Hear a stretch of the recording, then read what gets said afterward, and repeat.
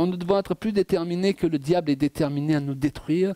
Nous devons être plus déterminés que lui pour construire dans la vie des gens et dans nos propres vies. Est-ce qu'il y a des gens déterminés ici? Eh bien, vous avez intérêt. Je ne peux pas vous annoncer un message à l'eau de rose, je suis désolé cet après-midi. J'ai payé un prix trop difficile pour arriver à vivre ce que nous vivons aujourd'hui, pour vous dire que ça va être simple. Amen. Alors qu'est-ce qu'on va proclamer cette semaine? Tout ce qui nous contrarie, la lourdeur éventuelle de notre passé, notre état de victime. Il y a une réalité spirituelle que vous devez connaître. Une victime attire toujours un oppresseur. Donc le diable veut nous garder dans un état de victime. Et tant que vous restez victime... Alors attention, il ne faut pas se méprendre sur ce que je veux dire. Si on a souffert dans sa vie, dans son enfance, peut-être on a été abusé, il faut à tout prix que notre état de victime soit reconnu. Il y a un temps pour ça.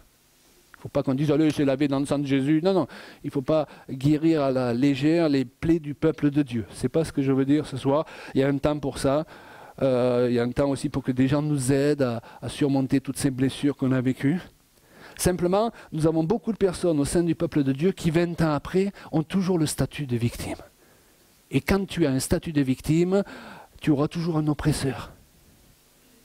Rappelez-vous de ça. À un moment donné, il faut se débarrasser du statut de victime. D'ailleurs, ça serait tout un autre enseignement. Et vous savez quelle est la meilleure façon de se débarrasser du statut de victime? C'est d'arrêter de se considérer soi, c'est ce que dit l'apôtre Paul, et considérer la victime des victimes, Jésus-Christ, qui n'a jamais fait de mal, qui n'a jamais péché, qui a été rejeté, qui a été crucifié. Et à un moment donné, quand tu considères ce que Jésus a vécu, tu t'oublies. Et dans cet oubli, tu trouves tes guérisons. Mais parfois, nous allons dans le sens inverse, nous amenons les chrétiens à tourner autour d'eux, et parfois ça dure pendant 30 ans, ils sont encore en train de tourner autour d'eux, moi, et ça devient l'idole du moi. Donc il y a un équilibre, on est d'accord? Il y a un temps où on a été victime, on a besoin de la guérison, d'être aidé pour cette guérison, et ça serait un tort qu'on ne nous reconnaisse pas ce statut de victime. Si on a été victime, il faut que les gens le reconnaissent. Ok? Et souffrent avec nous par compassion. Et puis le temps passant, on doit passer à un autre stade de guérison, où là on refuse de porter à vie ce statut de victime, parce que Jésus l'a porté pour nous. Amen? Donc faites attention, quel programme de guérison vous suivez.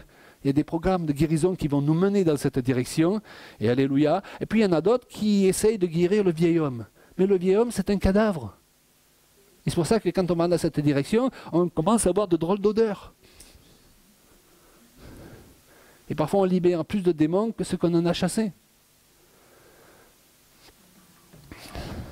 Alors est-ce qu'on va confesser la lourdeur éventuelle de notre passé, notre faiblesse, ou notre foi dans le présent et le futur de Dieu? Et faire ce que Dieu nous dit de faire. Appeler les choses qui ne sont pas comme s'ils étaient. Waouh!